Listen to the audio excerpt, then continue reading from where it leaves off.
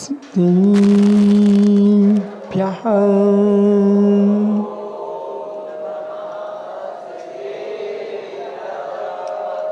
सर्वज्ञं सर्वागीसं मीरं मानपदापुहं प्रणमामि महामूर्ते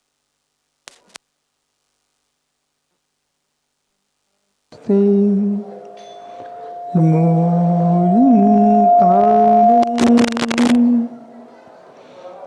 नमो सिद्धाणं नमो आर्याणं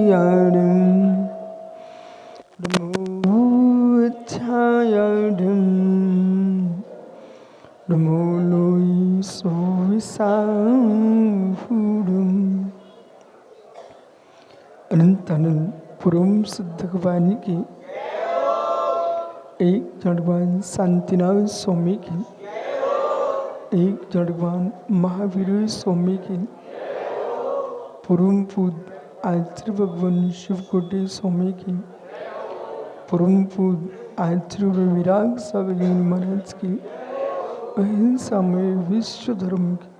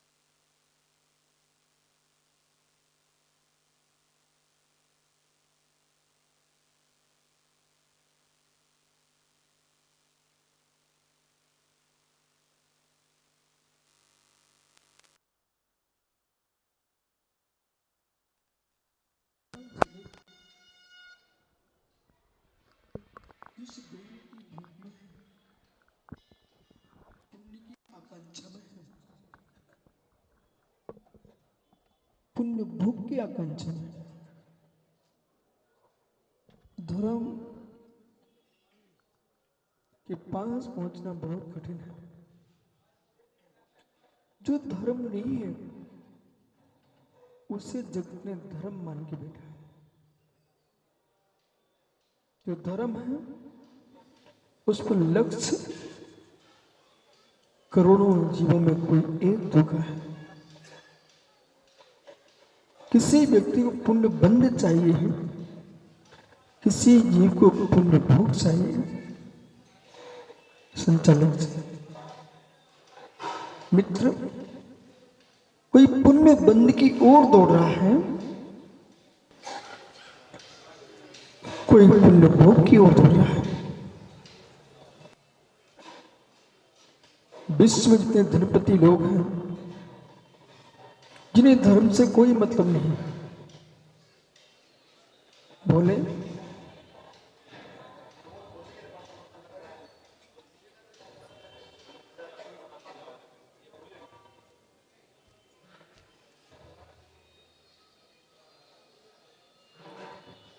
जिस दिन धर्म समझ में आएगा उस दिन मित्र जैसे एक दिगंबर वीतरागी योगी शांत बैठ जाता है, ऐसे सारा जगह शांत। जब तक स्वके देवत्व का बोध नहीं, स्वके धर्म का बोध नहीं, तब तक व्यक्ति कर्मरूप धर्म खोजता है। और लोक में सर्वाधिक जो परिभाषा गूंज रही है, कर्तव्य में धर्म, कर्तव्य में धर्म, कर्तव्य ही धर्म है। ये सबसे खतरनाक शब्द है, सबसे घातक शब्द है धर्म के लिए, कर्तव्य में धर्म।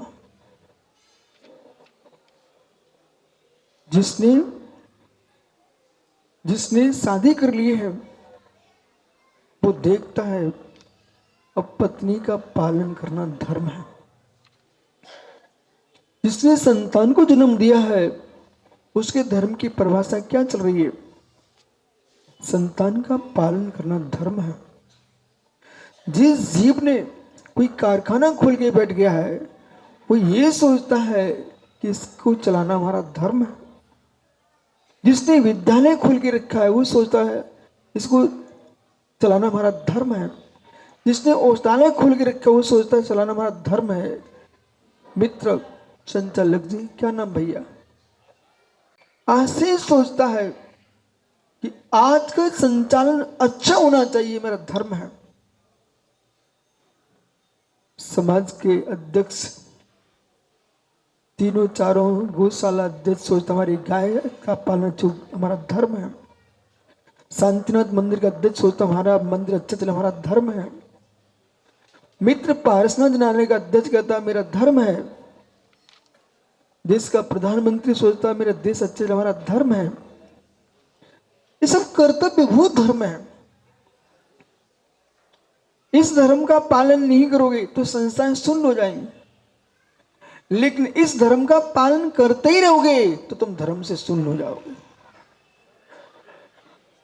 इस धर्म का पालन करते ही रहे आप तो आप धर्म से शून्य हो जाओगे। क्यों? आशीष, आपका धर्म क्या है? आशीष, आपका धर्म क्या है? हाँ? अरे मित्र, खड़ा तो हो जा। बरमाला के लिए कैसे खड़ा था? अच्छा, अलग अलग क्षेत्र का धर्म अलग अलग है, इसलिए सारे जगत ने धर्म शब्द को इतना महत्व दिया और हर क्रिया में धर्म जोड़ दिया।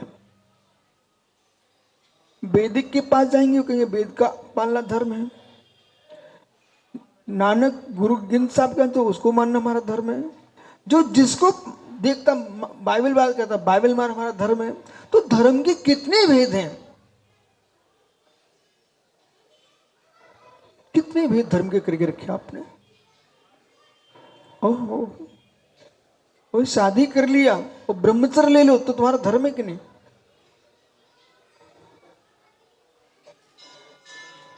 बोले अब तो संसार का सुख भोगना मेरा धर्म है। मित्र, प्रश्न ये, संसार का सुख भोगना धर्म है कि ब्रह्मचर्य धर्म है?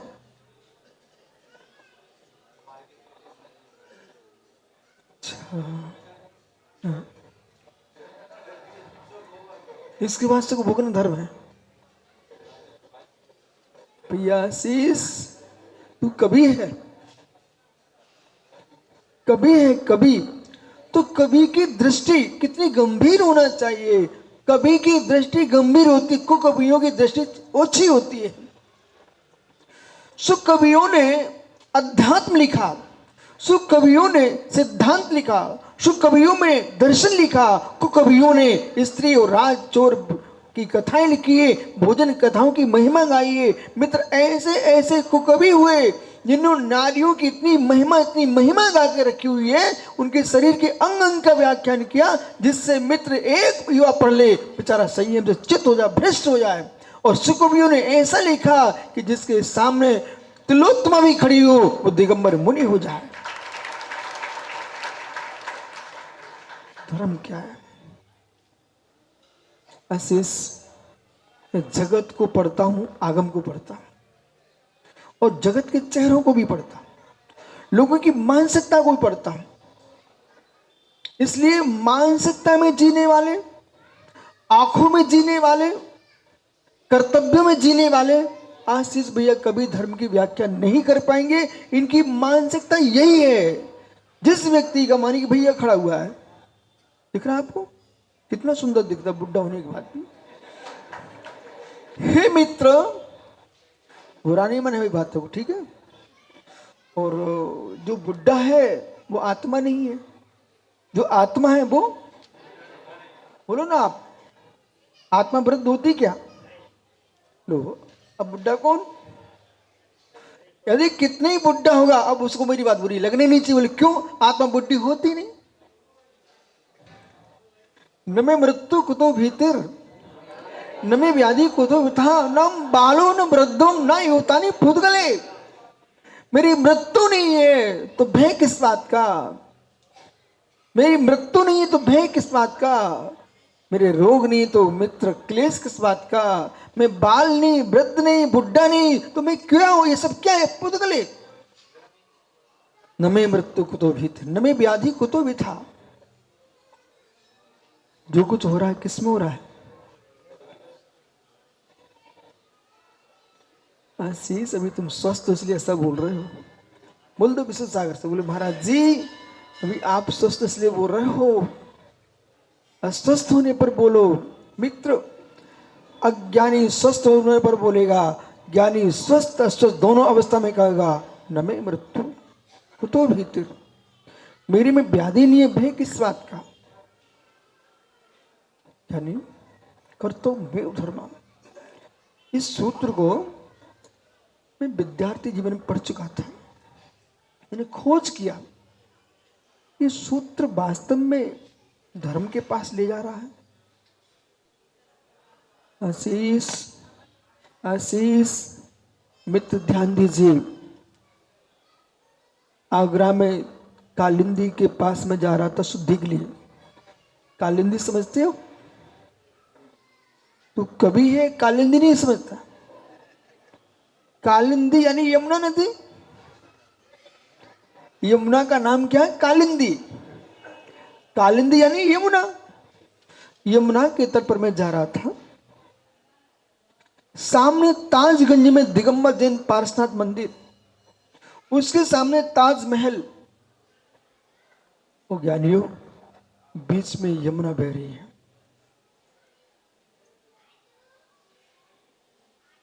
प्रतिदिन मैं वहां जाता आगरा के चातुर्मास के समय, जहां पर फारसी में, उर्दू में अपने ग्रंथ लिखे रखे हुए हैं। विश्व की देश की ऐसी कोई भाषा नहीं है जिसमें जैन ग्रंथ ना लिखे हो। उर्दू में मोक्ष मार्ग प्रकाशक उर्दू में लिखा है। अब आशीष दिक्कत क्या हो रही है? आशीष ने तेंदुखेड़ा के आस पास घूम करके वो ये समझता कि विश्व यही है। और जब तक आशीष तुम दुनिया में घूमोगे नहीं, तब तक कर्तव्य धर्म को भी सम्यक सीख नहीं पाओगे। जो व्यक्ति समाज का अध्यक्ष नहीं बनता, उसे मात्र अपना घर दिखता है। कर्तव्यमेव धर्म, वो क्या खोजेगा? अपना घर। अपना घर। और जब तक आशीष तुम बच्चे हो गए तब तुमको अपना घर भी नहीं दिखता, आपकी इच्छा, आपका शरीर, यहां तक कि तुमको भाई नहीं दिखता, अपना शरीर, अपनी इच्छा है। थोड़े बड़े होते हो ना, समझ आती है। मित्र याद करो, तुम एक भैया की दो, दो हो, छोटे की बड़े, छोटे। याद करिए, कभी माँ ने लड्डू दिया आपको और भाई को ज्यादा दे दिया, तुम लड़े कि नहीं लड़े? सही सही बोल है? आप समझो मैं बोल क्या रहा हूं, लड़े कि नहीं लड़े? इनका धर्म है। जब तुम छोटे थे ना, तो सगे भाई के लड्डू के पीछे तुम लड़ पड़े बेटा। अब सोचिए ना, सोचिए, अब ध्यान देकर धर्म की व्याख्या सुनिए आप। तो ये भाई आशीष जब छोटा था, अपने भाई से खिलौनों के लिए लड़ पड़ा। अपने भाई, सामान्य बात है, अपने भाई से लड्डू के लिए लड़ पड़ा। कब? कब? जब छोटे थे। इस शब्द का ध्यान रखना आप, जब छोटे थे। छोटे लोग ही लड़ते हैं, बड़े लोग कभी नहीं लड़ते हैं। या तो उम्र में छोटे हैं, या विवेक में छोटे हैं, या बुद्धि में छोटे हैं, पुण्य में छोटे हैं, ऐसे ओछे लोग ही लड़ते हैं। ज्ञानी लोग भगवान बनते हैं। जब ये छोटा था, कौन भैया? आशीष। जब ये छोटा था तब लड़ता था किसके लिए? खैर, ये कैसे नहीं लड़ता, रुको अभी। जब आशीष छोटा था तब लड्डू के लिए लड़ता था। अब लड्डू के लिए नहीं लड़ता, अब मकान के लिए लड़ता है। अब लड्डू के लिए नहीं लड़ता, अब दुकान के लिए लड़ता है। लड़ाई बढ़ गई है। शादी हो गई क्या? ससुराल गए थे क्या? ससुराल नहीं गए आप? ससुराल गए नहीं आप? वो ससुराल नहीं गए तो शादी कैसे हो गई तुम्हारी? ओहो, देखो सब माताएं हंस रही तेरी बातों पर भाई। ससुराल गए थे? अच्छा आशीष, तुम देखो, तुम सच्चे भक्त मुझे मिल गए हो, झूठ तो बोलते ही नहीं आशीष। आशीष ये बताइए, ससुराल में रूठे भी थे? मंडप में तनक मनक कुंवर कलेवा पे रूठे थे? सही में याद कर लो भैया।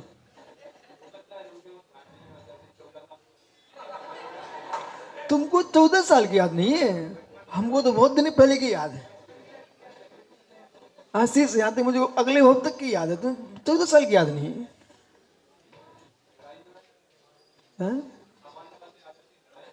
नहीं, लड़ाई झगड़े नहीं कर रहा हूँ। जब तुम्हें परोसा गया था ना भोजन, तुम ऐसे बैठे थे, तो सासू मना रही थी, बेटा करो कुंवल करे वाह, भोजन करो, चैन चाहने थी आपको, घड़ी चाहने हैं, कुछ चाहिए। आशीष, ये तुम नहीं रूठे तो बहुत अच्छा काम किया, और रूठे तो बहुत गलत गलत काम किया। जितने बच्चे यहाँ बैठे हैं, इन सब बच्चों से कह देना, बहन की बात नहीं मानना, भाभी की बात नहीं मानना, और बुआ की बात नहीं मानना, मतारी की बात नहीं मानना। इतने लोग सिखाते हैं बच्चों को। बोले वहां रूठना, बहन की बात नहीं मानना, माँ की बात नहीं मानना, बुआ की बात नहीं मानना, खास करके मौसी की बात नहीं मानना। बोले क्यों नहीं मानना? इसलिए नहीं मानना, जब शादी हो जाती बच्चे की तो ये सिखाती है। बोले वहां रूठ के बैठ जाना, ये मिलेगा, ये मिलेगा, ये मिलेगा। सुन रहे कि नहीं आप? अरे तो दमोह के अध्यक्ष से पूछो, रूठ गया था वहां पर। सुनिए, एक बार मैं छोटा था ना, एक बारात में मैं भी गया था, तो वहां क्या देखा, सब कुछ रखा हुआ था, वो परमेश्वर रूठा बैठा था। तो मैंने पूछा उस भाई, ये क्यों एक लोग मना रहे हैं? उसकी थाली में मतलब जितना भोजन नहीं था, बोला उतने पैसे रखे हुए थे। मैंने पूछा, ये लूट खाना क्यों नहीं खा रहा है? बोले बेटा तुम जाओ जाओ। नहीं जाओ नहीं आप, बड़ों की यही कमी है, बच्चों को बच्चे समझते हैं और कुछ बताना नहीं चाहते हैं, जबकि बच्चों को पहले बता दो तो बूढ़े होकर भी तुमसे ज्यादा समझदार हो जाएंगे। ओहो, मैंने खोजबीन पता कर ही लिया, उसके चाहने थी चैन, उसको चाहने थे, उसको चैन चाहिए थी। मैंने कहा कितना पगला आदमी है, एक चैन के पीछे कितना स्वादिष्ट भोजन होगा, चैन से खा नहीं पा रहा है। चैन के कारण स्वादिष्ट भोजन को चैन से नहीं खा पा रहा है। ओहो, बेचैन हो रहा था। और मैंने धीरे से कहा उसके कान में, पगला अपने घर की नाक कटवा रहा है, माताओं की बातों में आकर के पिता की नाक कट रही तेरी, तू गरीब लड़का है क्या, दरिद्री का बच्चा है क्या, कि यह मांगने आया है? जे तेरे कुल को बढ़ाने वाली कन्या मिल रही है, कुल दीप बनेगी, और तो ये चैन के लिए रो रहा है। शांति से खाने लग गया।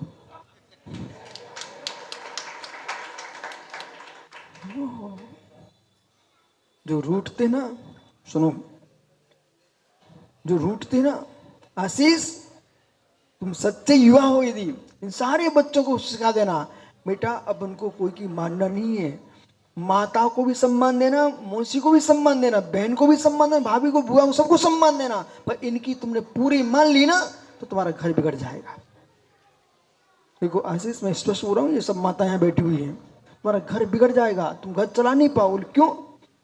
क्योंकि एक सहज है, नारी का स्वभाव है, नारी का स्वभाव सहज है कि वे एक दूसरे की उन्नति देखना पसंद नहीं करती, और उनकी एक दृष्टि रहती है, चाहे वो नारियां हो चाहे नारी जैसे पुरुष हो।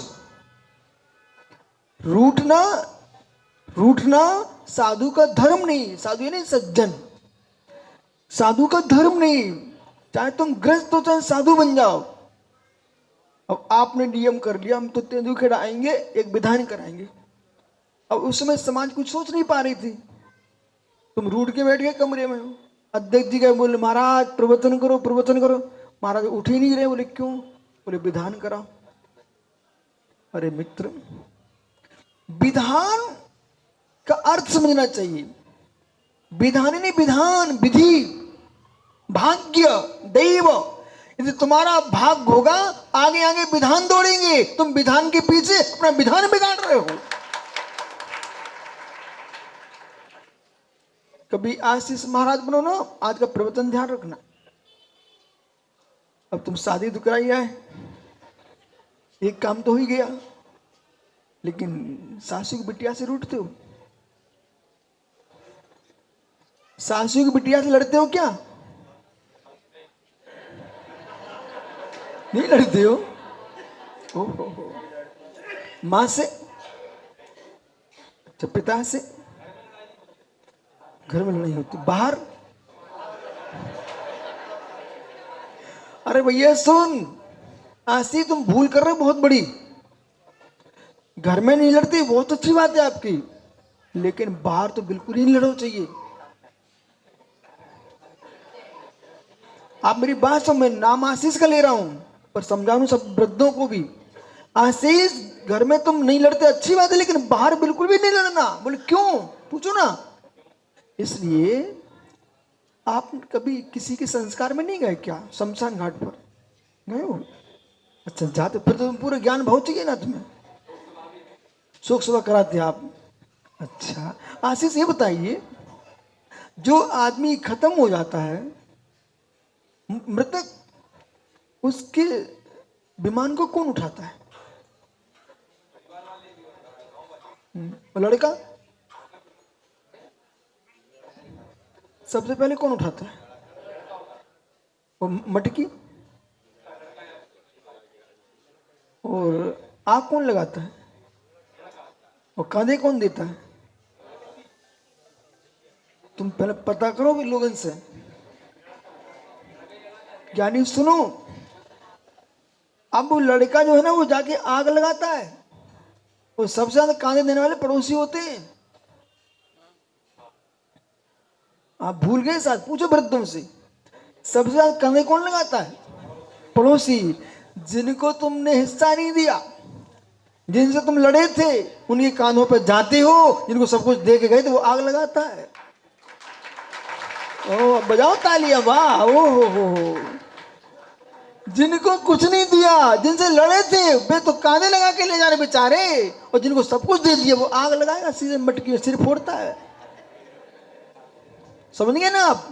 इसलिए आप घर लड़ोगे कि बाहर लड़ोगे? हाँ, ये जगत से कह देना। ओ हो। अब किससे लड़ोगे? इसलिए ज्ञानियों, ना समाज से लड़ो, ना अजैन भाइयों से लड़ो, किसी से मत लड़ो, क्योंकि कौन सी डगर पर कौन काम में आ जाएगा पता नहीं है आपको। जिन्हें तुम गैर समझते थे, जिन्हें तुम गैर समझते थे, वे तेरे काम में आएंगे। जिनको अपना समझते थे वे फांसी लगाएंगे।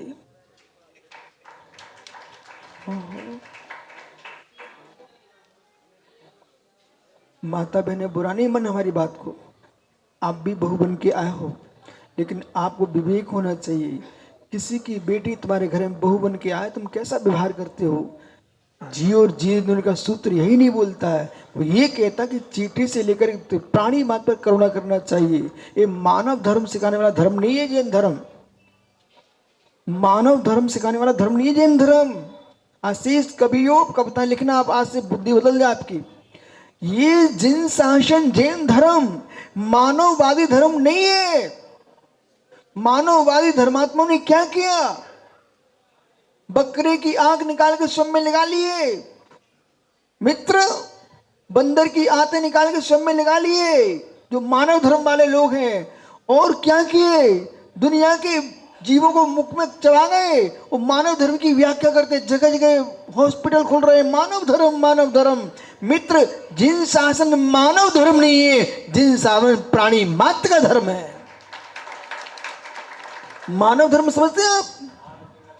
मात्र मानव की रक्षा करना, मनुष्यों की मात्र। ये मानव धर्म नहीं है, ये विश्व के प्राणी मात्र की रक्षा करना धर्म है। और मानव धर्म स्वीकार तो ऐसा स्वीकारिए, हे मानव, मानवता को प्राप्त करके जगत के प्राणी की रक्षा करो, ये मानव धर्म है। आशीष, आपको शांतिनाथ जिनाल अच्छा लगती है पारसनाथ? अच्छा, दोनों अच्छे लगते। सही बताना, पूजा कहाँ करते हो? बहुत अच्छे आदमी हो। लेकिन मित्र, तेंदुखेड़ा के मंदिर अच्छे लगते कि आपको पाटन के भी अच्छे लगते, कोनी जी के? अच्छा, ये बताइए, आपके अध्यक्ष ने बोली लगाई, ठीक है ना, तो तुम तेंदुखेड़ा के मंदिर में लगाओगे पाटन में? अभी तुम कह रहे थे सब मंदिर अच्छे लगते हैं, तो इसलिए तो मैं प्रश्न कर रहा हूं कि तुम्हें जैन धर्म अच्छा लगता है और प्रत्येक मंदिर अच्छे लगते हैं, तो मित्र, जहां पर अट्टालिकाएं बढ़ रही हो और जहां की मंदिर की दीवार गिर रही हो, तो तुम्हारा धर्म है, यहां का द्रव्य वहां भी दे सकते आप। जब तुम मंदिरों की रक्षा नहीं कर सकते तो मानवों की रक्षा क्या करोगे? आशीष, आज तुम्हें विषय दे रहे, तुम्हें एक ऐसी कविता बनाओ जिसमें कश्मीर से कन्याकुमारी तक नहीं, जहां पर विश्व का अंत होता हो, वहां जो मानव रहते हो और डमोकार मंत्र का पाठ पढ़ते हो, उन सब की रक्षा होना चाहिए। ऐसी कविता बनाइए आप। ये तो दुनिया की बातें हो गई, हमें ये अच्छा लगता है, वो अच्छा लगता है। मुझे तो मालूम जगत का प्राणी मात्र अच्छा लगता है। बोले क्यों? क्योंकि प्रत्येक जीव भगवान आत्मा है। है? है?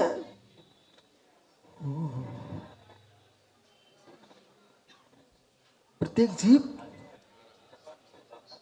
आशीष बोलना भाई, प्रत्येक जीव परमात्मा नहीं, बोल भगवान आत्मा है। परमात्मा में भगवान आत्मा में अंतर है। जो बन चुका है वो परमात्मा है, जो बनने योग्य है वे सब भगवान आत्मा है। जैसे कि आटे, टीन का आटा, डिब्बे का आटा और रोटी का आटा, सीधा कौन खाओगे आप? रोटी का आटा नहीं खाओगे। रोटी गाय की है तो रोटी का आटा नहीं कहलाएगा। आटे की रोटी नहीं होगी तो क्या खाते हो? रोटी किसकी? आटे की। और जो कनेस्टर में रखा वो भी आटा, और रोटी में वो भी आटा, तो फेंकोगे कौन सा? एक मिनट सुन बालक भाई, तो रोटी बन चुकी वो आटा, जो डब्बे में रखा वो आटा, तुम फेंकोगे कौन सा जमीन पर? कोई नहीं फेंको। तो बोलो सबसे, कटोर दान की रोटी भी नहीं फेंकेंगे और डिब्बे का आटा भी नहीं फेंकेंगे। बोलो दोस्त सर। अरे मुझे मत सुनो, इन सबको सुना, माताओं को, ये भाइयों को। ऐसा बोलो, अहो ज्ञानियों, हाथ जोड़ के बोलो, अहो ज्ञानियों, कटोर दानी की रोटी भी नहीं फेंकेंगे और टीन का आटा भी नहीं फेंकेंगे। क्यों? दोनों काम के हैं। अब देखो मेरी तरफ, दोनों काम के हैं। तो ऐसे मित्र अब आज से सीखो, हम भगवान को भी अनादर नहीं करेंगे और जब बैठे ना इन भगवानों का भी अनादर नहीं करेंगे। बनी रोटी फेंक दो तो भूखे मर जाओगे, वो आटा फेंक दो तो बनेगी कैसे? जो बन चुके भगवान है, बन चुके, ये सब बनने वाले भगवान है। यहां सब हम बोल बैठे हैं जो बनने वाले भगवान है, बराबर। तो किसको तुम गाली दोगे आज से? आज से किसको गाली दोगे? बेटे की मां को गुस्सा करोगे? आज तुम जाना, वो कोई भी भोजन बनाए शांति से खाने बैठ जाना, उसकी आदत में पूछती है, बोले कैसा बना, भले मिर्च भर दी हो। अब तुम कहना, भगवान आत्मा, भगवान आत्मा, मैं गुरुजी का प्रवचन सुन के आया हूं, अब जो है सो है। क्या है? जो है सो है। गुस्सा करने से कोई लाभ नहीं है, तेरा भी चेहरा बिगड़ेगा, मेरा भी चेहरा बिगड़ेगा। अपन दोनों भगवान आत्मा कल अच्छा बना लेना, ठीक है? कैसा लग रहा है? नो लग रहा हूं? अच्छा, नो नहीं लग रहा हूं? नो लग रहा हूं भैया। समझ आशीष, आपने एक भजन सुनाया, सुबह कविता सुनाई, वो आपने दुनिया के धामों की व्याख्या की है, लेकिन आपको ये लग रहा है कि मैं अपने गुरुजी की महिमा गा रहा हूं, पर मुझे लग रहा है तुम गुरु जैन धर्म की ऐसी कर रहे हो। सुनो महात्मा निसंग सागर जी, आशीष, आपको लग रहा है मैं गुरु की महिमा गा रहा हूं, पर मुझे लग रहा था तुम गुरु की महिमा नहीं गा रहे, जैन धर्म की ऐसी कर रहे हो। बुरा नहीं मानना है। सुनो कैसे, देखो चेहरे पर अंतर आ गया। आशीष, आपने अपने भजन में कहा चारों धाम, ठीक है, उसमें आपने खुलासे नहीं किया गिरनार जी की, सम्मेद शिखर जी की, चंपापुरी की, सोनागिर जी, ये तो आपने कुछ बोला ही नहीं। इसका मतलब कि जब भजन गाया जाएगा, आपकी कविता जब जो सुनी जाएगी, तब तुम्हारे चार धाम पर दृष्टि जाएगी, जिन धर्म की भी दृष्टि जाएगी नहीं। बराबर बराबर सही कह रहा हूं ना? फिर देखो, गुरु का काम क्या है? शिष्य को समझा देना। ताली बजाने वाले पागल बहुत हैं, बाबा करने वाले तुम्हारी महिमा नहीं बना पाएंगे। फिर आपने कहा, मैं आपको रामेश्वर देखता हूं। हे मित्र, आपने सेतु बंधु रामेश्वर पे भेज दिया। आप ही कहते मैं आप में सिद्ध भगवान देखता हूं, तो तुम सिद्धालय क्यों ले जाते? इस कविता को चेंज करना, क्योंकि यदि आप अमेरिका की बात करते हो, रूस की बात करते हो, तो मैं धीरे से आशीष, तुम भारत की रोटी खाता है और बातें रूस अमेरिका की करता है। भारत की महिमा गाना चाहिए। आशीष, तुम रोटी जिन शासन की खाते हो, आपको जिन शासन की महिमा गाना चाहिए। ये महाराज लोग है ना, कोई यहाँ के प्रवचन करने लगे, मैं वहीं टोक देता हूं। आपको बोध होना चाहिए आप जिनेंद्र तीर्थंकर महावीर के शासन की रोटियां खा रहे हो, आपको महावीर के शासन की महिमा गाना चाहिए। इसलिए आपने जिस माँ का दूध पिया है वो सच्ची जैन श्रावका थी, उस श्रावका के दूध को नहीं बिगाड़ना चाहिए। आपको अपनी कविताएं बदल करके अब महावीर की बात करना चाहिए।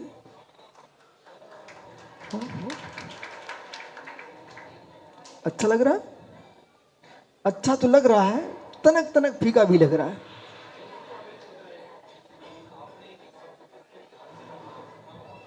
अब सोचिए, आप क्या सोच रहे थे? गुरुजी सुन नहीं रहे क्या? नहीं सुनता हो तो करेक्शन कैसा किया ना आपने प्रयोग? हाँ, क्योंकि मैं 24 घंटे क्या देखता हूं, कारण ही ना भारत की भूमि पर सनातन कोई है तो जिन शासन है। आप जैसे कभी उसे भुला देंगे, क्योंकि कविताएं गुनगुनाई जाती हैं। आपने लिखी, ये भाई गुनगुनाएगा, कभी लिख के चला जाता है, पर गुनगुनाने वाले हजारों वर्ष तक गुनगुनाते रहते हैं। तुमसे लागी लगन भजन पंकज ने लिखा था, लेकिन आज तक गुनगुना रहे लोग ना। भक्तंबर मानतंग स्वामी ने लिखा, लेकिन आज तक लोग पढ़ रहे नहीं, अखंड पाठ कर रहे हैं। बुद्धजन कवि ने पूजाएं लिखी, लेकिन आज लोग पढ़ रहे कि नहीं पढ़ रहे हैं। आचार्य समंतोद स्वामी ने रत्नकंड श्रावकाचार्य लिखा, लेकिन आप याद कर रहे कि नहीं कर रहे हो। ऐसे काव्य ऐसा लिखिए जो जगत तुम्हारा गुनगुनाता रहे, ऐसा मत लिखिए जगत उठा के पटक दे। किसी भी कविता में आशीष, किसी की निंदा मत लिखना। लोग ऐसे भी आपको मिलेंगे जो यूं कहेंगे, आशीष इनके विरोध में लिख दो। तुम विरोध में लिख दोगे ना, उसको पढ़ने वाला वही होगा जो तुमसे लिखवा रहा है। इसके बाद तुम्हारी कविता मेहनत व्यर्थ गई तुम्हारी। और आप ऐसा लिखो पूरा भारत नहीं विश्व देखे, जिसमें वस्तु का वस्तु झलके, दुनिया कहेगी कविता मेरी है। समझ में आ रहा है? बिठाल दूं क्या? खड़े रहोगे? धर्म क्या आशीष, धर्म क्या आशीष, कर्तव्य में धर्मा नहीं आशीष। पूरे देश के बीत रागे दिगंबर मुनियों को इस ओर अपना लक्ष्य ले जाना चाहिए। किसी भी संघ के हो, किसी भी परंपरा के हो, संघ परंपरा तुम्हारी अलग हो सकती है, जनवाणी अलग नहीं हो सकती। संघ परंपरा अलग हो सकती है, मित्र भगवान अलग नहीं हो सकते। संघ परंपरा अलग हो सकती है, दिगंबर तो अलग नहीं हो सकता है, बराबर। इसलिए सारे देश के मुनियों को चाहिए कि आप अभी यहाँ की बातें मात्र करते रह जाएंगे और जगत कितनी ऊंचाइयों पर जा रहा है। आप अपने साहित्य को ऊपर लेके आइए, संस्कृति को ऊपर लेके आइए। आशीष, कोई तेंदुलकर में कोई दूसरा कवि जन्म ले लेना, तो तुम सच्चा कवि होगा, उस बच्चे को भी आगे उठाना। लेकिन आप ये मत सोचना कि मेरे आगे आगे चला गया तो मेरा क्या होगा। मेरे मित्र, जब तुम्हारी मृत्यु हो जाएगी फिर जिन शासन का क्या होगा। अब बोलिए कुछ समझ नहीं आ रहा क्या? मैं फिर से बोलूं, आशीष नाम का कवि है, उसके देखते देखते बच्चा कवि बन गया। आशीष ये सोचे कि ये क्यों आगे उठ रहा है, इसको गिराओ। मित्र आशीष, अपने जाने के बाद अपनी विद्या तुम अपने साथ लेकर चले गए, जिन शासन कवियों से शून्य हो जाएगा, जिन शासन कवियों से शून्य हो जाएगा। आशीष देखो, पथरिया में चातुर्मास की हमने, वहां पर एक चिड़िया थी, एक चिड़िया थी। वो चिड़िया क्या कर रही थी, जीवों को पकड़ पकड़ करके अपने बच्चों को खिला रही थी।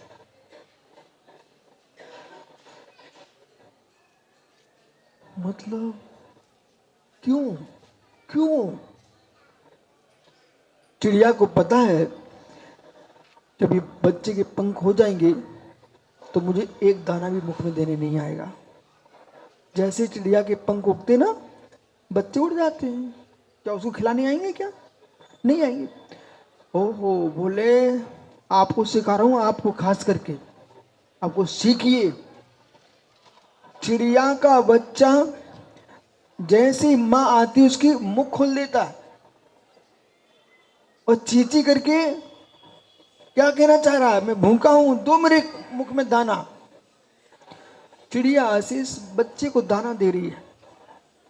मैं देख रहा था, मैं देख रहा था, ज्ञान का घे बनाइए और दे के उड़ गई।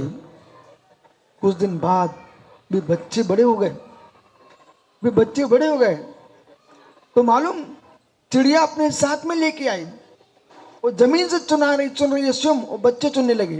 कुछ दिन और हुआ, बच्चे अलग चिड़िया अलग। तो चिड़िया ने मेहनत क्यों की? चिड़िया ने मेहनत क्यों की? एक पक्षी, एक पक्षी, एक त्रियंच, एक त्रियंचनी मित्र, ये भी अपनी परंपरा को सुरक्षित रखने के लिए मेहनत कर रहे हैं। अपनी परंपरा को सुरक्षित के लिए मेहनत कर रहे हैं। ऐसे ज्ञानियों मुनियों को चाहिए, आचार्यों को चाहिए, विद्वानों को चाहिए, कवियों को चाहिए। मुझे मालूम है हम चले जाएंगे, लेकिन अपनी कला तुम दे के नहीं जाओगे। यदि पक्षी मर जाती है ऐसी, उसकी जाति समाप्त। बराबर, यदि आपने अपनी विद्या देना नहीं सीखा, आपने भी कला देना नहीं सीखा, इन बालक बालिकाओं को उत्साहित करना नहीं सीखा, तो मित्र आपके जाने के बाद जिन शासन कला से शून्य हो जाएगा। इसलिए जो जो ज्ञानी लोग हैं जिस विद्या के, उन्हें अपनी विद्या दूसरों को भी देना चाहिए।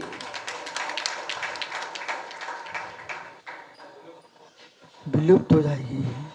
आज कह रहे आप, अभी तक कहां सो रहे थे आप? मैं मालूम भैया, जो बालक जिस विद्या का प्रेमी होता, मैं उस विद्या को उत्साह देता। जितने मुनिराज हैं, कोई संस्कृत सीखना चाहते, कोई प्राकृत सीखना चाहते, ब्रह्म से पाली सीखना चाहते हैं, जिस अनुयोग को, प्रथमा नियोग, करुणा नियोग, द्रव्य, जिस अनुयोग को तुम सीखना चाहते सीखो। बोले क्यों? यदि आज समंत स्वामी ने लिखते तो न्याय समाप्त हो जाता। कुंद कुंद देव अध्यात्म लिखते समय तो अध्यात्म समाप्त हो जाता। जिनसे स्वामी महापुराण लिखते आदिनाथ की परंपरा ही समाप्त हो जाती।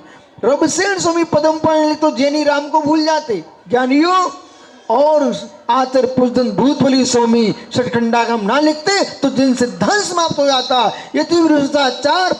यति भ्रष्टाचार भूगोल खगोल ना लिखते तो मित्र जैन गणित ही समाप्त हो जाता। महावीराचार्य स्वामी ने जैन गणित लिखा।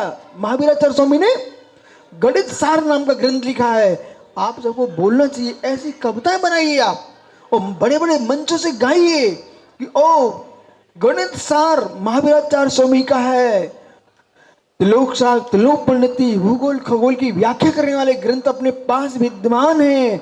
आप उन्होंने संस्कृत में लिखा, उन्होंने प्राकृत में लिखा, कोई ने अपभ्रंश में लिखा। मित्र अब हिंदी जानते ना, हिंदी, ये चुटकिली कविता ताली बजी समाप्त हो जाएंगी। ये तुम्हारी पढ़ने वाला कोई नहीं मिलेगा आशीष। तुम ऐसा लिखो, ऐसा लिखो कि आचार्य विराग सागर ने जल बिंदु महाकाव्य लिखा, आचार्य विद्यासागर ने मूक माटी ग्रंथ लिखा।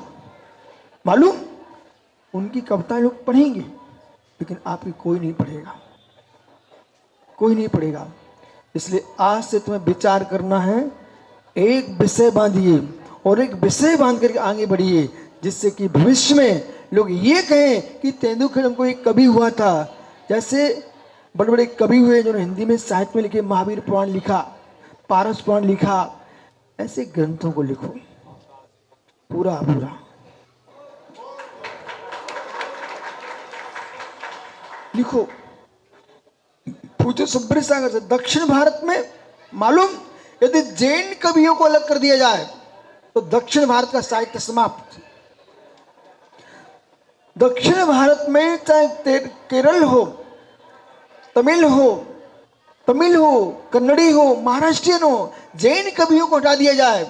जब उनके वार्षिक महोत्सव होता है, जैसे हिंदी महोत्सव चलता ना, कन्नड़ महोत्सव चलता है, कभी रन्न, कभी पंप, कभी रत्नाकर, ये बड़े बड़े कवि हुए हैं जिन्होंने मेरे राजाश्रय प्राप्त करके कन्नड़ में महान महान कृतियों का लेखन किया है। पूरी कर्नाटक सरकार, तमिलनाडु सरकार, कुरल काव्य जैसा जैन आचार्यों ने ग्रंथ लिखा जो विश्व में छाया हुआ है। तब गोमटेश बाहुली स्वामी जब भारत की राजधानी दिल्ली में परेड मैदान में प्रदर्शनी निकलती है तो कर्नाटक सरकार बाहुली स्वामी का अभिषेक दिखाती है। समझ गए? कवि रत्नाकर एक बच्चा ही तो था, उसने ऐसे काव्य लिखे, रन्न पंप बड़े बड़े कवि हुए हैं जिनसे ही स्वामी। मालूम मैं ये क्यों बोल रहा हूँ? ये समाज पूरी यहाँ बैठी हुई है, इनको बोध होना चाहिए है यदि जिनालयों के निर्माण कराने से धर्म चलता हमारा, वो कराना ही चाहिए। तीर्थों की स्थापना करोगे, धर्म चलता है, करना ही चाहिए। तुम्हारे बच्चे आर्का बने, मुनि बने, बननी चाहिए। बोले क्यों नहीं? धर्म के कैसे बचेगा? तुम लाखों की भीड़ जुला लो कपड़े वाले, एक दिगंबर मुनि निकल जाए, जैन धर्म चला गया, निकल गया है। जिनके घर से बेटे बेटियां आर्का मुनि बने हुए, अब तेरी घर तुमने कितनी लिस्ट गिना दी। इन सब ने क्या किया? जिन शासन के लिए।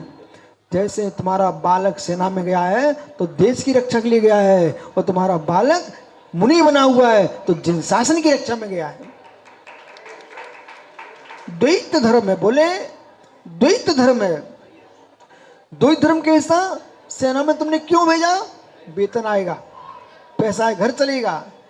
तुम घर चलाइए, पर उसके नियोग से देश चल रहा है। ऐसे ही ये महाराज बन गए, क्यों बने? मैं मोच जाऊंगा, मेरा कल्याण होगा, स्वयं के स्वार्थ से बने ना, लेकिन तुम्हारा कल्याण होगा ठीक है, लेकिन तुम जहां से निकलते हो हमारा जैन धर्म जयवंत होता है। हो मुमुक्षु आगरा, ओहो मालूम आशीष, आज देश के जितने मुद्रास हैं, जितने आचारगण हैं, इन्हें अपनी बुद्धि को, सोच को बढ़ाना पड़ेगा। यदि आशीष तेंदुखेड़ा का कवि है, कोई जबलपुर में बैठा हुआ है, तो उसको आशीष की प्रशंसा करना चाहिए। बोले क्यों? मित्र बच्चा तो जैन समाज का ही है ना, कि कोई गैरों का है? ऐसे मुनिराज किसी भी संघ के हो, बेटा तुम उनकी जय लगाओ। बोले क्यों? क्योंकि बेटा तो जिन शासन की प्रभावना कर रहा है ना, तो अपनी बुद्धि को ठीक करो। हमारी बुद्धि में जितने मुनिराज हैं, हम 3 कम 9 कोटि मुनिराजों को मानने वाले, न बोलो सब गुस्सा उड़ो। ये दृष्टि कहीं भूलना नहीं, कभी नहीं भूलना। महावीर समित वाली जाति के थे, आप परिवारों की गोला पूरा हो। परिवार, महावीर स्वामी परिवार थे। अच्छा, आचार्य विद्यासागर परिवार थे, न गोला पूर्व थे, न परिवार थे। मालूम तुमको? वे दक्षिण भारत की जाति चतुर्थ पंचम होती, वहां 2 जातियां, चतुर्थ पंचम। जैसे यहाँ गोलापुर परिवार होते ना, वहां 2 जाति चलती बहुत ज्यादा, चतुर्थ और पंचम। अबे या तो पंचम होंगे या चतुर्थ होंगे, 2 में से कोई एक होंगे। समझ रहे कि? तो आपने कभी पूछा था से आप हमारी जाति के नहीं हो, हमारे वंश के नहीं हो? जैन धर्म कहता है तुम कौन सी जाति वंश को मुझे लेन देन नहीं है। मालूम रोटी खाते क्या? तो आशीष तुम जो भोजन करते हो, कौन से व्यक्ति के खेत के गेहूं खाते हो? देख लो, ये कौन से खेत के गेहूं खाता है? कोई मतलब नहीं। घर में आ गए, धुल गए, बिन गए, पिस गए, रोटी बन गई। अब जब हम दाने की जाति नहीं पूछते हैं तो मेरे मित्र हम गुरुओं की जाति क्यों पूछोगे? हमको रत्न तो धर्म दिखाई देता है। ऐसी व्याख्या जब तक देश में नहीं होगी ना, लोग तुमको पंथों में बांट देंगे, और मित्र व्याख्यान तत्व का होगा तो वो जिन धर्म में ले आएंगे।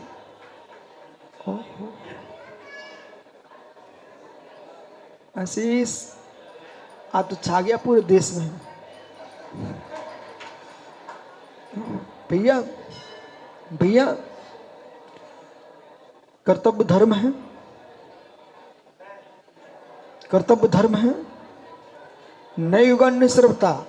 इसलिए धर्म की धार्मिक परिभाषा पूछोगे ना, ऐसी धर्म की परिभाषा लेके आइए आप आशीष, जिसमें सारे धर्म निहित हो।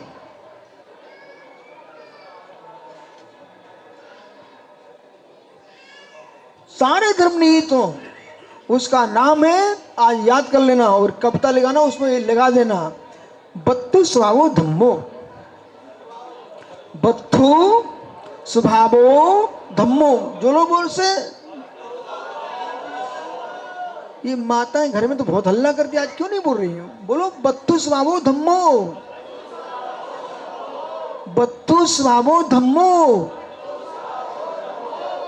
पूरी जोर से बोलो। आप भाई लोग मोल लिए क्या? पढ़ लो जिनवाणी भी, एक बार पढ़ लो, कल्याण हो जाएगा। ये जिनवाणी का सूत्र बत्तु स्वभावो धम्मो। पूरी जोर से मिलको बोल के बोलो, सब मिलके बोलो, बत्तु स्वभावो धम्मो। बहुत बढ़िया, याद हो गया? फिर से सुना ना।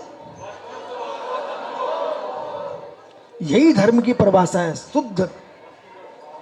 जो वस्तु का स्वभाव है वो धर्म है। जैसे पानी का स्वभाव शीतलता, अग्नि का स्वभाव उष्णता, ये उसका धर्म है। आत्मा का स्वभाव ज्ञान दर्शन, ये धर्म है। इस धर्म को, ज्ञान दर्शन को शुद्ध करने के लिए हम रत्नात्रय धर्म का पालन करते हैं। ऋणत्य धम्मो, बत्तु स्वभाव धम्मो, दशबी धम्मो, दया धम्मो। ये गाथा कहां लिखी मालूम आपको? आहा भैया, ऐसी मत कहा करो, जो कुछ मन में आए सो सब श्राप का आचार घर में भेज दो तुम। ये श्राप का आचार में नहीं लिखी है, ये आचार्य कार्तिकेय स्वामी ने कार्तिक रूपरेखा में लिखा है।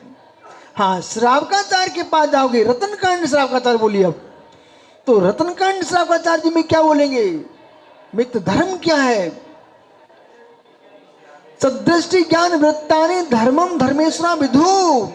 सदृष्टि ज्ञान वृत्तानि, सम्यक दर्शन, सम्यक ज्ञान, सम्यक चारित्र धर्म है। इसे किसने कहा? धर्मेश्वरा। किसने कहा? धर्मेश्वरा। धर्म के ईश्वर तीर्थंकर अनंत देव ने कहा है। क्या?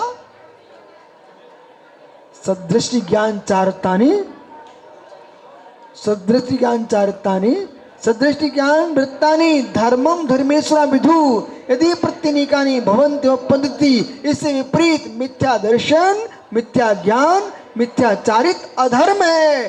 संसार में भटकना हो तो अधर्म में जाइए, और संसार से तिरना हो तो धर्म का फल क्या है?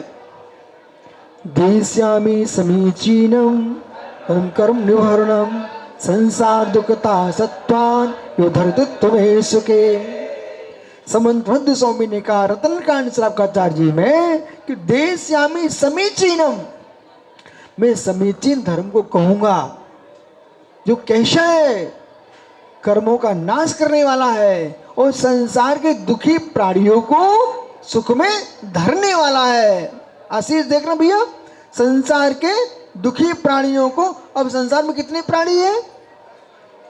संसार में दुखी प्राणियों को उत्तम सुख में नाम धर्म है। अब साक्षात आशीष एक व्यक्ति छुरी लिए हुए है बेटा, और ये गर्दन निकाल निकाल फेंक रहा है, कह रहा मेरे धर्म है। तेरा क्या धर्म है?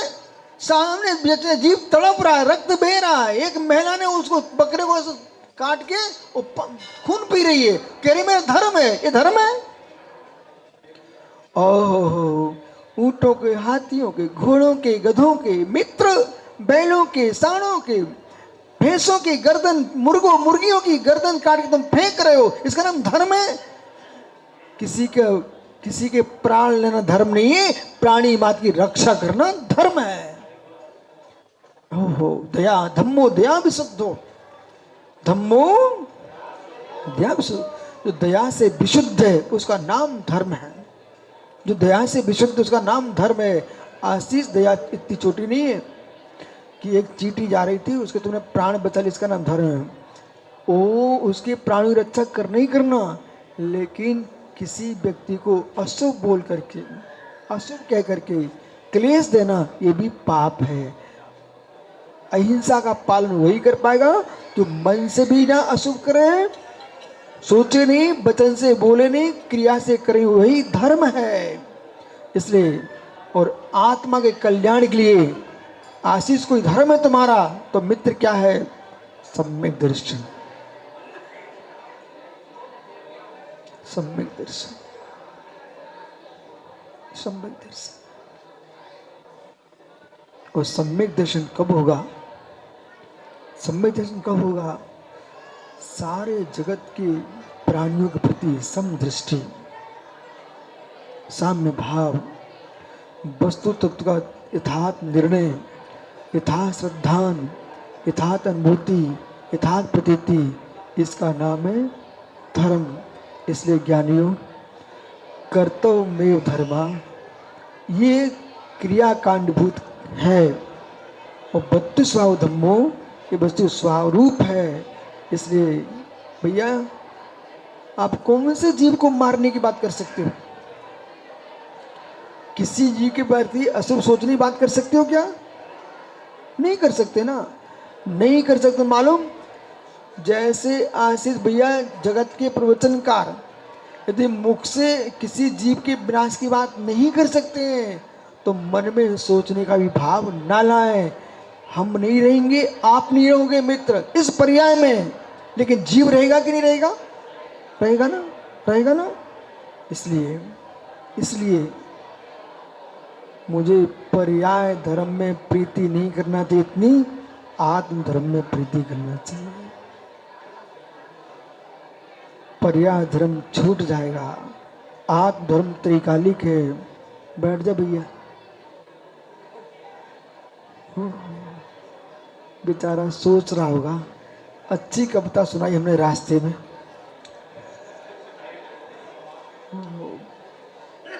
मित्र,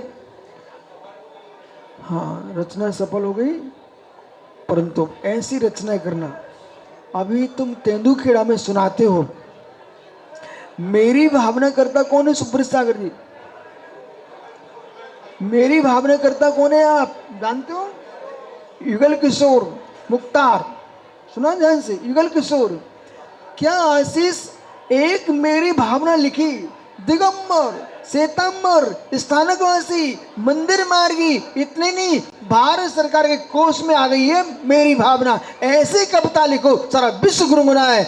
ओहो हो, मैत्री भाव जगत में मेरा, मैत्री भाव जगत में मेरा।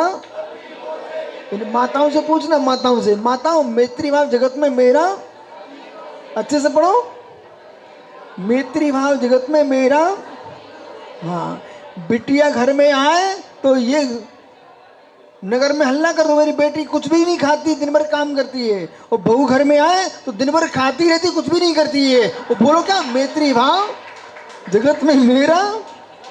ओहो, बहू पे मिट्टी का तेल छोड़ दो और मंदिर में भगवान से कहना, भगवान मैत्री भाव जगत में मेरा। ओहो, गर्भस्थ बच्चों को टुकड़े करा के फिकवा दो और कहो मैत्री भाव जगत में मेरा। ओहो, आशीष कहाँ चले गए तुम? ओहो, आशीष बोले हम 13 पंथी, 20 पंथी, सोनगढ़ी, देवगढ़ी और ऐसे समाज में टुकड़े करा दो, फिर क्या बोलो? मैत्री भाव जगत में मेरा सब जीवों से। ये परिवार गोला, पूरे दुनिया से भेद करा दो, समाज में टुकड़े करा दो, फिर कहो मैत्री भाव जगत में मेरा। जिस दिन सब जीवों से मैत्री भाव हो जाएगा, हे मित्र, सारे जीवन तुमको भगवान दिखाई देगा। बैठ जा भैया, कल फिर आओगे, फिर आओगे, आपका समय हो गया। ज्ञानियों, अपने जीवन में उस दृष्टि को जन्म दो जो दृष्टि, आशीष अंतिम शब्द, ज्ञानियों उस दृष्टि को जन्म दो, ज्ञानियों उस दृष्टि को जन्म दो जो दृष्टि जन्म मरण का नाश करा दे, उस दृष्टि को जन्म दो। महात्मा सुब्रत सागी, लिख लेना भाई अपनी डायरी पर, अहो ज्ञानियों उस दृष्टि को जन्म दो जो दृष्टि जन्म मरण का नाश करा दे, उस दृष्टि को जन्म मान दो जो दृष्टि तुमको जन्म मरण कराती रह जाए, उस दृष्टि को जन्म, जो दृष्टि जन्म मरण का छेकर अनुराग, वही दृष्टि रखोगे श्लोक, तभी कल्याण हो पाएगा। अंत हर्षित, तुम दुनिया को देखते रहना और दुखी होते रहना। जगत को देखना पाप है, जगत में निज को देखना धर्म है। आत्मा शुभाभम प्रभाव भिन्नम